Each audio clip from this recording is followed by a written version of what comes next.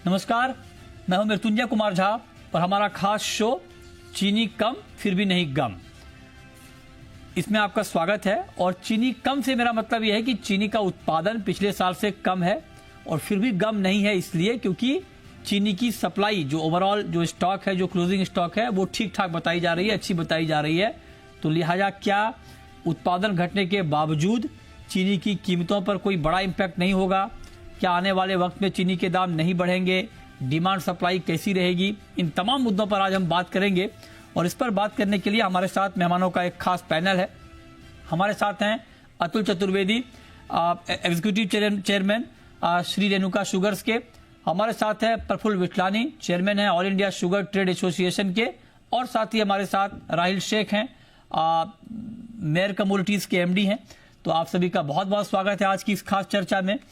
और अतुल जी, जब आज चीनी पे आज बहुत चर्चा हो रही है, बहुत सारी खबरें भी आ गई है। शुगर फेडरेशन की रिपोर्ट आई है जिसमें कहा गया है कि जो क्लोजिंग स्टॉक है वो 48 से 50 लाख टन के आसपास रहेगी, तो उससे कोई दिक्कत नहीं होगी, मतलब ओवरऑल सप्लाई में। इस्मा ने भी अपनी रिपोर्ट जारी की और इस्मा ने भी कहा है कि जो क्लोजिंग स्टॉक है वो पर्याप्त है, तो उस लिहाज से कोई दिक्कत होने वाली नहीं है।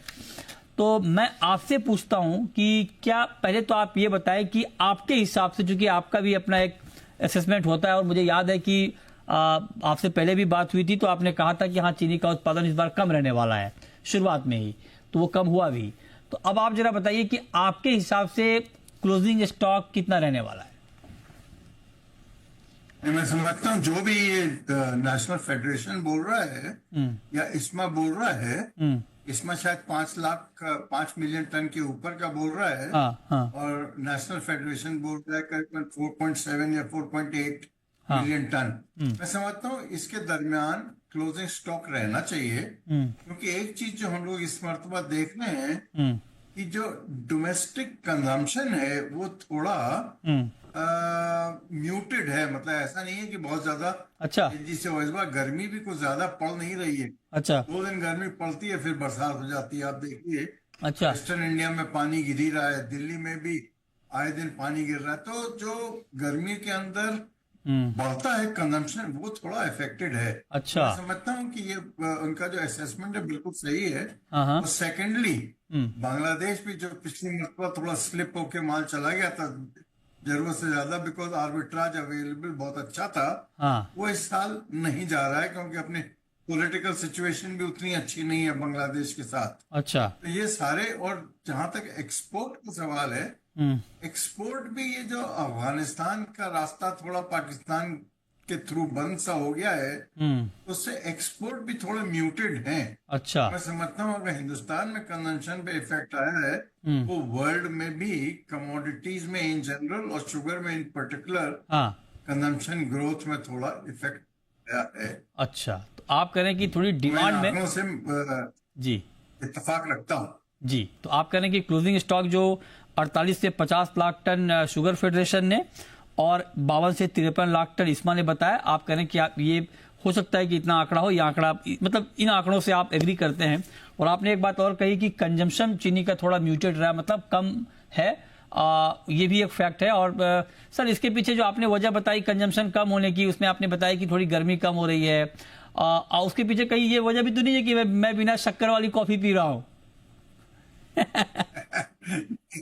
नहीं, वो थोड़ा बहुत देखिए, जितने जो पैसे वाले लोग हैं जैसे आप शक्कर थोड़ी कम करते हो, आप स्वीटनेस ज्यादा लेने लगे हैं। वो भी थोड़ा फर्क तो पड़ा है, इसमें तो थोड़ा ही नहीं है। ठीक है, तो मतलब ये वाली कंजम्पशन भी आप कह रहे हैं कि थोड़ी कम हुई है, ठीक है।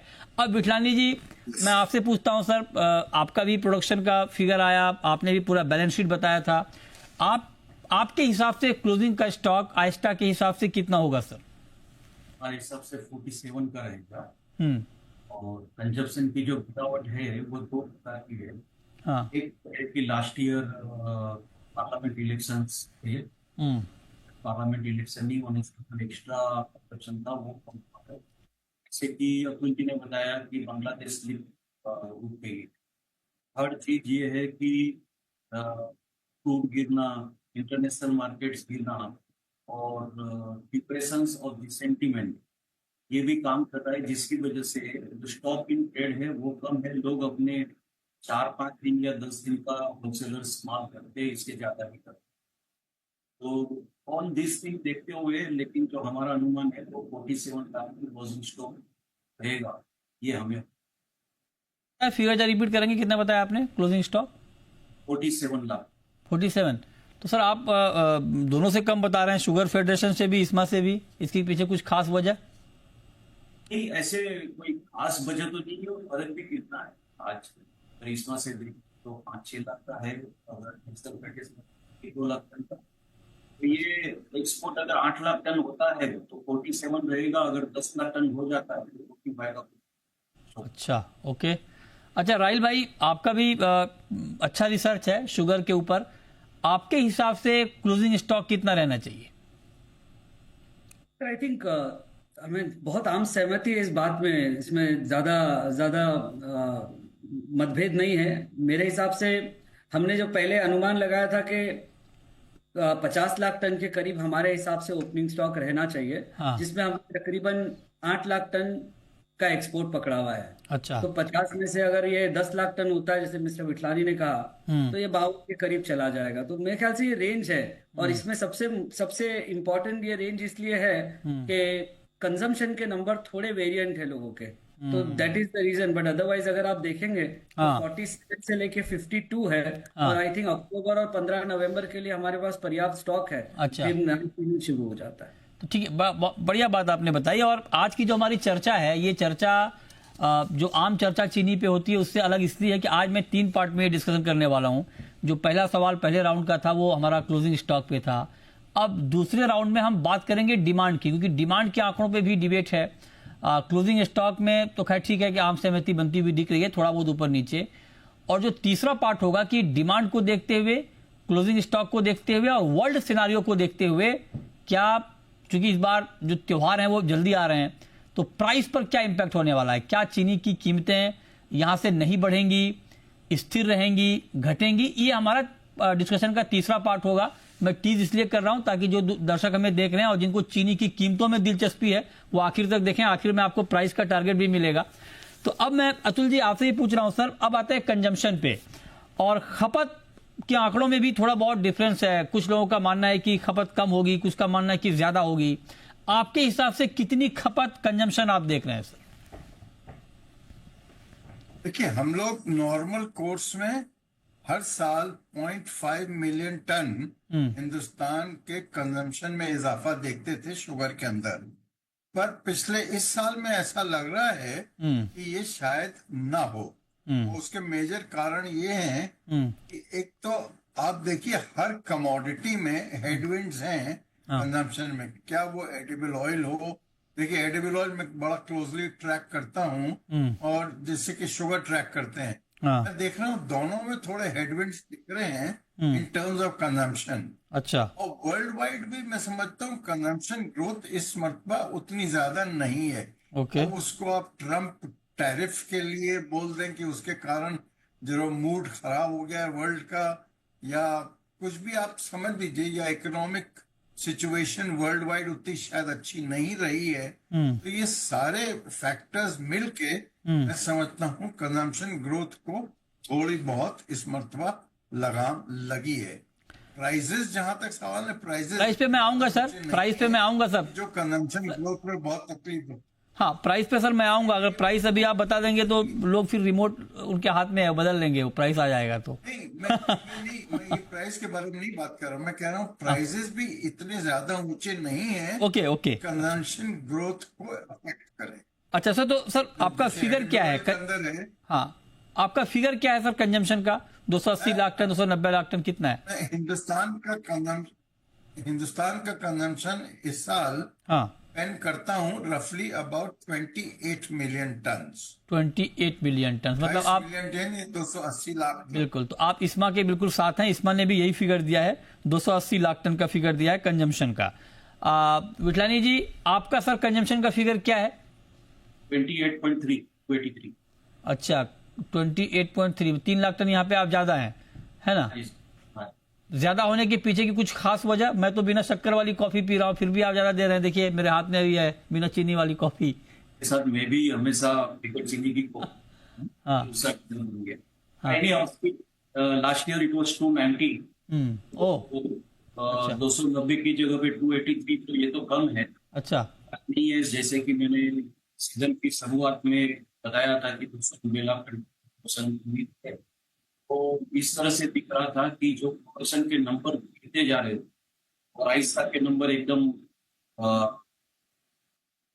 हिट लगा है वहां पर। शुरुआत हमारे से उम्मीद थी कि ये प्रोडक्शन नीचे जा रहा है। अच्छा। ने जो बताया था वो भी शुरुआत थी। हम्म। तो ये चीज को जब हम देख रहे थे तभी हम प्रोडक्शन 290 पकड़ रहे थे, पर जैसे ही ये क्रूड गिरा, क्रूड से जो इंटरनेशनल मार्केट गिरी, कि पेरिटी एक्सपोर्ट भी खत्म हो गई, हम पकड़ रहे थे 10 लाख टन एक्सपोर्ट हो ही जाए। हाँ। ये चीजें नहीं होने से हमें ये लग रहा है कि कंजप्शन जो है वो नीचे है, कि प्रोटीन ट्रेड भी नहीं है। ओके। टी का कंजप्शन लग रहा है। हाँ। और 8 लाख टन जो है ये हमारे निर्यात की एक्सपोर्ट लग रहा है आपको, ठीक है। तो आप कह रहे हैं कि 283 लाख टन की खपत लग रही है आपको, 8 लाख टन का एक्सपोर्ट। राहिल जी 280 लाख टन अतुल जी बोल रहे हैं, 283 लाख टन प्रफुल्ल जी बोल रहे हैं। तो देखिए 80-83 तो आपका 86 होगा या 77 होगा? सर आज जो आपने कहा कि सबसे महंगी, आप जो कॉफी पी रहे हो बिना शक्कर वाली, आज वर्ल्ड में सबसे महंगी कॉफी रह गई है। शक्कर तो केवल डाल सकते हो आप। ठीक बात है। तो झा साहब, मेरा पहले तो मैं थोड़े से आंकड़ों पे हम मतलब जैसे मैंने कहा कि सहमति तो सब में है।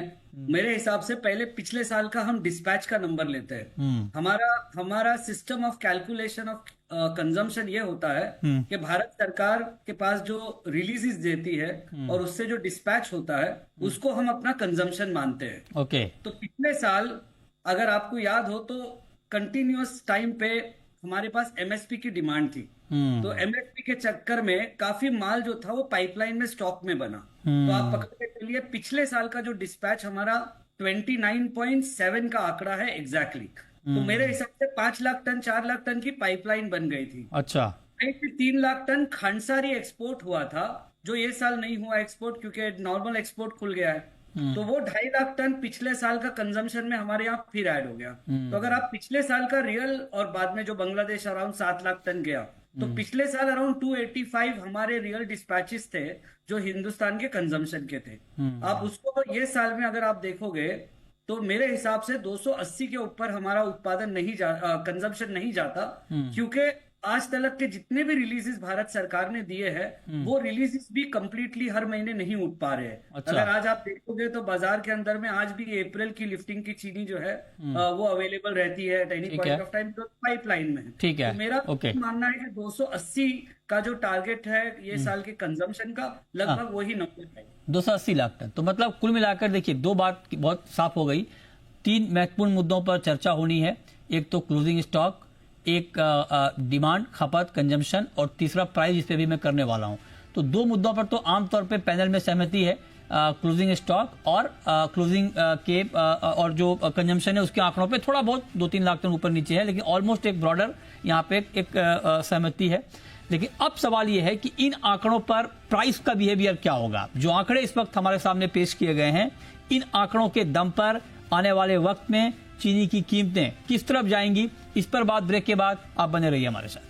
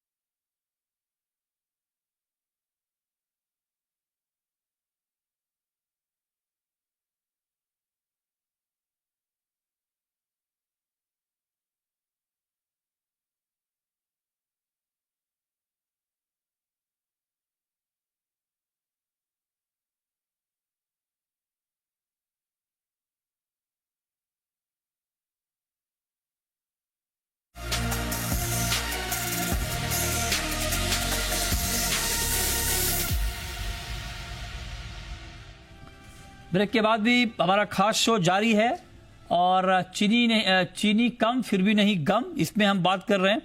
और अब अतुल जी, जो तीसरा बड़ा मुद्दा है, जो आपने खपत की बात कही और जो क्लोजिंग स्टॉक आपने बताया, उसके दम पे अब आने वाले वक्त में क्या चीनी की कीमतें आपके हिसाब से नहीं बढ़ेंगी या फिर बढ़ेंगी?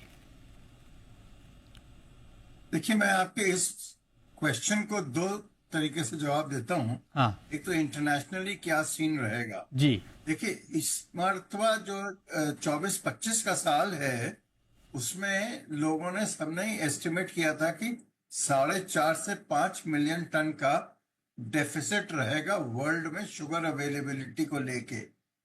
पर उस सब के बावजूद भी आप देखिए, इंटरनेशनली भी शुगर के प्राइसेस प्रेशर में हैं। चाहे लंदन लीजिए, वो $500 से आसपास ही नाच रहा है। अच्छा। और अगर आप न्यूयॉर्क लीजिए, रॉ शुगर का, वो 17.7 और 18 के आसपास दरमियान बाजार घूम रहे हैं। तो इंटरनेशनली भी कोई बहुत भयंकर तेजी नहीं आई, इंस्पाइट ऑफ द फैक्ट कि बोला जा रहा था कि वर्ल्ड में डेफिसिट है। अब इस साल की भी जो क्रॉप है इंटरनेशनली, ब्राजील की भी क्रॉप, अब देखिए जिसने भी जैसी पोजीशन ले रखी है एक्सचेंज के ऊपर, वो अपने हिसाब से क्रॉप को दे रहा है। तो आपको अभी जो क्रॉप मिल रहा है वो 39 मिलियन टन से लेकर 43 मिलियन टन तक की क्रॉप मिल रही है ब्राजीलियन। तो हमारा मानना यह है कि ब्राजीलियन क्रॉप जो है ना, इनके बीच में रहेगी, रफली अबाउट 41 या 42 मिलियन टन के आसपास। तो अगर तो ये रहती है क्रॉप, तो इंटरनेशनली बाजार कहीं भागने वाले नहीं दिखाई देते। अब आता है हिंदुस्तान का खुद का मुद्दा। तो जो एक्सपोर्ट है, वो अगर तो बाजार तो यहीं पे रहते हैं, इसी के आसपास रहते हैं, तो बहुत ज्यादा चांसेस कम है कि 8 लाख टन से ऊपर एक्सपोर्ट हो। और जहां तक डोमेस्टिक अवेलेबिलिटी का सवाल है, आपने जो वो टाइटल दिया है ना इस प्रोग्राम का, चीनी कम फिर भी कोई गम नहीं, मैं समझता हूँ ये बिल्कुल अप्रोप्रिएट है। अच्छा। और हिंदुस्तान के भी प्राइसेस कोई बहुत ज्यादा नहीं भाग जाएं, ऐसा दिखाई नहीं देता। आप ये देख लीजिए, जैसे अपना 30 त्योहार चालू होंगे, तो थोड़ा बहुत अगर स्पाइक आ जाए ₹1-2 का, तो उसको मैं तेजी नहीं मानता। अच्छा, तो आपने कहा कि ₹1-2 तक है कोई जी खास जी, तो आप कह रहे हैं कि ₹1-2 की तेजी ही आ सकती है, उससे ज्यादा की गुंजाइश नहीं। वो हेल्दी भी है। हाँ, ठीक बात है। ओके, ठीक है। तो आप कह रहे हैं कि बहुत ज्यादा तेजी की गुंजाइश नहीं है इस सिचुएशन में जो अभी आप लोगों ने बताया।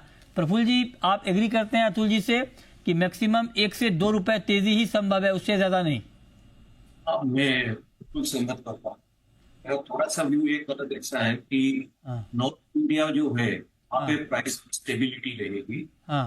अब तक साउथ इंडिया या सेंट्रल साउथ इंडिया जो बोलते हैं हम, अगर इंडियन मैप को विजुलाइज करके हम महाराष्ट्र से नीचे केरला तक जाते हैं, तो वहां पे मुझे ₹2 या ₹3 की तेजी लगती है। वो भी सिर्फ 15 अगस्त से अक्टूबर 30 तक, और 15 अगस्त तक जो है ये प्राइस ऐसे ही मेंटेन रहेंगे। कह रहे हैं कि ₹2-3 की ही गुंजाइश है, उससे ज्यादा की गुंजाइश चीनी में तेजी की नहीं है। राहिल भाई, आप एग्री करते हैं अतुल जी से, प्रफुल्ल जी से? सर, ये पूरा सीजन जो रहा है, 33 मिलियन का पहला आंकड़ों का के प्रोडक्शन 33 मिलियन होगा, और निकला वो 26.1 के करीब वो आने वाला आंकड़ा है। उसके दरमियान भी शक्कर के जो दाम रहे हैं, अगर आप देखो तो ₹34 और ₹37 के रेंज में ही रहे। महाराष्ट्र हो गया, यूपी अराउंड 39 to 40 रुपीज के रेंज में रहा है। अगर आप देखेंगे तो उत्पादन में 18%, यानी कि हमने कम से कम 33 से लेके 26 पे हम आ गए, तो 5-6-7 मिलियन टन हम कम कर गए अपनी प्रोडक्शन में। बट ऐसा नहीं कि शक्कर के प्राइसेस में कोई इजाफा हुआ है। तो ये क्लियर कट दर्शाता है कि भाई अवेलेबिलिटी जो है ना, वो हमारे पास इनफ है। ये बात सही है कि अक्टूबर और नवंबर का जो महीना आता है, यहाँ पे हमारे पास अराउंड, जैसे सबने कहा, 5.5 से 4.7 से 5.2 की हमारे पास में अवेलेबिलिटी रहेगी। ये एक पीरियड हो सकता है जहां पे हमको ये थोड़ी सी तेजी दिखाई दे। मैं नहीं कहता हूँ कि ₹10 या ₹5 या ₹2, मैं कहता हूँ ये हमारे लिए एक टाइट पीरियड रहेगा। नहीं, कितनी तेजी उस दौरान, ये बताइए सर, आंकड़ों में बात करते हैं राहिल जी। सर ये बड़ा डिफिकल्ट है बताना आज की तारीख में कि अक्टूबर नवंबर के प्राइसेस क्या रहेंगे, हाँ, क्योंकि अगर सरकार ने रिलीजेस ज्यादा दिए, क्योंकि उनके पास तो चीनी अवेलेबल है, देंगे ही ज्यादा। हाँ, शक्कर के दाम बढ़ना ही नहीं चाहिए। तो अच्छा। मुझे ऐसा लगता है कि अगले साल का जो बड़ा क्रॉप है उसको देखते हुए ड्यूरिंग दी फेस्टिवल सीजन 1-2 रुपए की तेजी अगर आई तो वो मैक्सिमम रहेगी, हाँ। अदरवाइज यही चाल में बाजार चलता है। ये बहुत बहुत मुश्किल होता है या बहुत कम ऐसा होता है कि जब पैनल में सारे पैनलिस्ट एक ही पिच पे हों और एक ही मतलब सहमत हों हर हर बात से। ये बहुत अच्छा है, और कि क्लोजिंग स्टॉक, डिमांड और प्राइस तीनों पे आप लोग सहमत हैं। तो जब तीनों पे सहमत हो गए हैं तो अब हमारे पास कोई तीसरा चौथा मुद्दा, एक अलग मुद्दा बचा है, वो है एथेनॉल पे। और एथेनॉल पे एक ताज़ा खबर ये आई है कि अमेरिका भारत में एथेनॉल एक्सपोर्ट करना चाहता है। हालांकि अभी ये कोई इसके ऊपर बातचीत ही चल रही है, ऐसा कोई फाइनल कुछ हुआ नहीं है। तो ये तो बड़ा झटका हो जाएगा अतुल जी डोमेस्टिक इंडस्ट्री के लिए। मैं नहीं समझता झटका होगा, पर अच्छा। ये बातें जो आप बोल रहे हैं शायद थोड़ी बहुत चल तो जरूर रही हैं, हाँ, पर अगर ऐसा होता है हाँ, तो वो झटका मैं समझता हूँ एथेनॉल मतलब मक्के से और चावल से जो एथेनॉल बन रहा है हाँ, शायद उसके लिए ज्यादा झटका हो। क्योंकि अच्छा। आज देखिए शक्कर का जो एथेनॉल है हाँ, उसका दाम आज भी 60 रुपए के आसपास दरमियान है, बी हैवी का, और अच्छा। 65 रुपए है इसका क्या नाम ओके। जूस का, और मक्के का 72 रुपए के आसपास है। तो मैं समझता हूँ जो 72 रुपए के आसपास है वो थोड़ा सा मक्के पे इफेक्ट आ सकता है। अगर मक्के पे इफेक्ट आता है तो वो समझता है अपना ऑयल सीड इंडस्ट्री के लिए हेल्दी है, क्योंकि ऑयल सीड इंडस्ट्री बहुत ज्यादा तकलीफ में आ गई थी डीडीजीएस की लो प्राइसेस को इन सब के कारण। अच्छा। तो ऐसा मतलब, पर अभी जब तक अभी कमेंट करना मतलब थोड़ा जल्दी होगा। अच्छा। अभी क्या फाइनल रहता है, हाँ, क्योंकि आए दिन नई नई बातें सुनाई पड़ती हैं। बिल्कुल ठीक बात है। तो जब तक क्लैरिटी नहीं हो जाए, हाँ, साइन ना हो जाए, तब तक कमेंट करना हाँ, मैं समझता हूँ मुनासिब नहीं होगा। ठीक बात है। चलिए अब मैं थोड़ा सा एक अलग सवाल आपसे प्रफुल्ल जी ये पूछना चाह रहा हूँ, क्योंकि जब एफआरपी बढ़ी तो आपने तुरंत लेटर लिखा कि अब एमएसपी भी बढ़ जानी चाहिए चीनी की।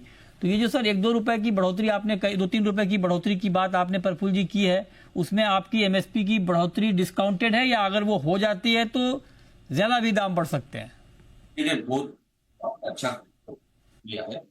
ये जो 2 रुपया या 3 रुपया बढ़ते भी है वो टेम्पररी 1 या 2 महीने के लिए राइट मैंने समझाया। बस ऐसा होता है कि समझो एक ईयर का क्रॉप आता है तो प्राइस ऐसे गिरते हैं कि एमएसपी नहीं होने की वजह से शुगर इंडस्ट्री की बहुत पोजीशन खराब हो जाएगी।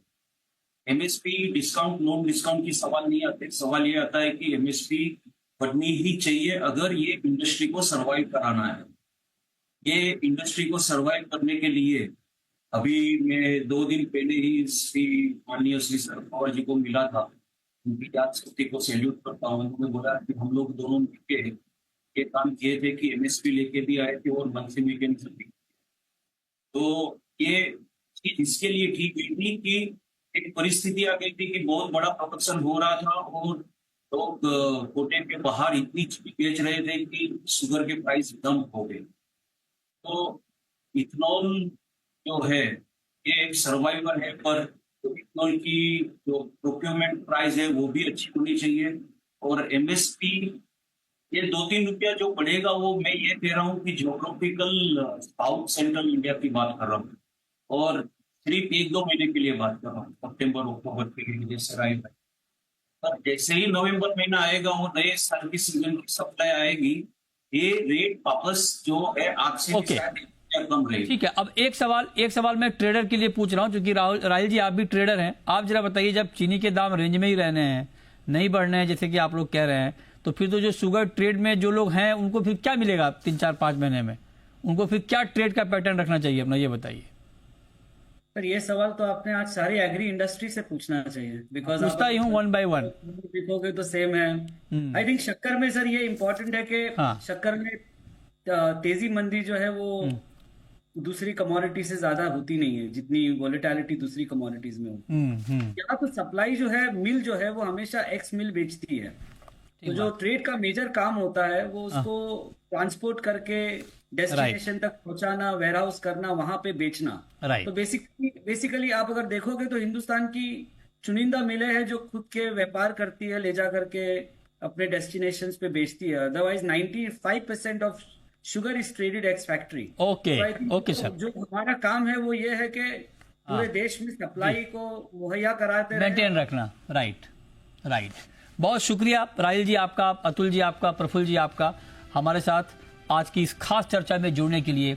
और 3 हेडलाइन मिली हैं आज के इस शो से हमें। एक तो ये कि क्लोजिंग स्टॉक ठीक ठाक है, कंजम्पशन 280-283 लाख टन के आसपास रहने वाली है और प्राइस बहुत ज्यादा नहीं बढ़ने वाले हैं। ये 3 क्लियर हेडलाइन आज के शो से मिली है। बहुत शुक्रिया आप तीनों का। छोटा सा ब्रेक के बाद भी खबरें जारी हैं। नमस्कार।